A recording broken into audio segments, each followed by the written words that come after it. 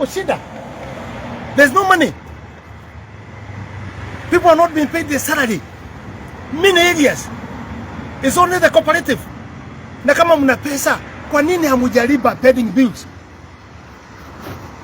Why did you agree to give the contract when knowing hamuna pesa? You gave the contract so that uchukue commission. After taking the commission, you are not interested kulipa wafanyakazi kwa sababu mlichukua contractor, mlichukua pesa yenu ya 10% na mkaenda naye. This country is rooted. I want to tell you that. From Kenya Railway rooted day and night. Minister of Power mumemaliza.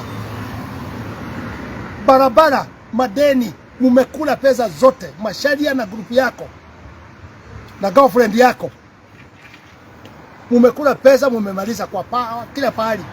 Mumemaliza kwa reli wewe, Masharia wewe na girlfriend yako. Kwa reli mumemaliza. You make yourself somebody that's very faithful.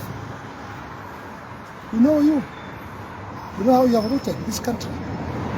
And we shall be able to tell you the only thing the deputy president, the president of Kenya can do ni kuweka commission.